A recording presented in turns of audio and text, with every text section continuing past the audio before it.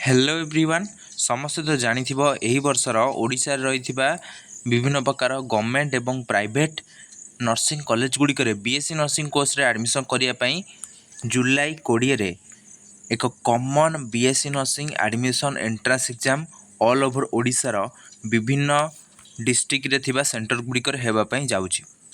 सो ये entrance exam T तुम online रे सीबीटी मोड रे होगापाई जाऊँगी। एथिपाई तुमको एक एडमिट कार्ड मिलिबो। ये एडमिट कार्ड को लेकिन तुमको एग्जाम सेंटर को जीवा पड़ो। एडमिट कार्ड बिना तुम ए तुम एग्जाम दे पार ना। ताले आमे आज जानिबा कि एडमिट कार्ड केबे आसिया जाउछि। जुलाई 20 तो एग्जाम हम। एडमिट कार्ड रिगार्डिंग तो एपर्यंत कौन अपडेट आसीनी। सो एडमिट कार्ड केबे आसीबो, केउ मानकु मिलिबो, आउ केबे ठारू आमे याकू पाई परिबा, केमती मिलिबो, केमती आमे पाई परिबा, सब किछि आजिर भिडियोटी रे आमे जानिया जाऊे। सो जो सब पिला माने ए वर्ष बीएससी नर्सिंग एंट्रांस एग्जाम देवाई जाऊँगी निहाती भिडियोटी को कम्प्लीटली बिना स्किप कर शेष पर्यंत देखूँ, जहाँफल एडमिट कार्ड रिगार्डिंग समस्त अपडेट आउ जहाँ भी किसी इनफॉरमेशन बा डाउट तुम रही सब किसी ये पाइपर। देख तुम एडमिट कार्ड टी यही आसो। ये देख पूर्व वर्ष admit card directorate of medical education and training Odisha office of the converter एमती लिखाई entrance exam for basic BSc nursing course. ये देख 2023-24 लिखाई तुम 2024-25 लिखाई बुझीपार।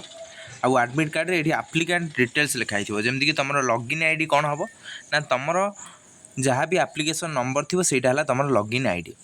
तापर तुम नेम लिखाई तुम जेंडर कोर्स आउ ये तुम डेट ऑफ बर्थ लिखाई जमीक तुम डेट ऑफ बर्थ हूँ जुलाई 16 2006 जमी यार लिखाई पिलाटीर से भाई तुम लिखा जापर तुम ये एंट्रांस एग्जाम रो सेंटर डिटेल्स लिखाई एग्जाम डेट कौ दिन अच्छी कौ सिफ्ट तुम एग्जाम होगापाई जाऊँगी। तुम जान 3टी सिफ्ट एग्जाम हम तो तुम कौ सिफ्ट होगा जाऊँगी लिखा जा। रिपोर्टिंग टाइम तुम केतबेले जाकि कॉलेज रे पहुँचबार अच्छी। तापर तुम एग्जाम होबार सिफ्ट जो टाइमिंग रहा है केतटारू केतटा हम सेटा लिखाई तापर तुम सेंटर रो कोड लिखाई आउ तुम एग्जामिनेशन सेंटर एड्रेस लिखाई। नेक्स्ट तले तुम चेयरमैन का सिग्नेचर एटी इनविजिलेटर से तुम जो तुम पहुँचो से एडमिट कार्ड रे इनविजिलेटर साइन करेंगे। तापर तुम सिग्नेचर थी बुझीपार। यही तुम एडमिट कार्ड टी आसापी जाऊँगी। जो सब पिला माने ए वर्ष बीएससी नर्सिंग एंट्रांस एग्जाम देवाई जाऊँगी एडमिट कार्ड टी निहाती डाउनलोड कर जो आसब वेबसाइट रे तुम या डाउनलोड करके निहाती पाखे रखा पड़ो कहीं आ बिना तुम एंट्रांस एग्जाम दे पार ना। आउ एडमिट कार्ड टी तुम घर को आसबनी, तुमको डाउनलोड करिया पड़ो। डाउनलोड करिया पड़ो ऑनलाइन मोड रे, कौन सी जगह को जीवा पड़ोनी कि तुम घर को आसबनी, ऑनलाइन मोड रे तुमको डाउनलोड करिया पड़ो। डाउनलोड करने ये तुम आसब लिंक आसो।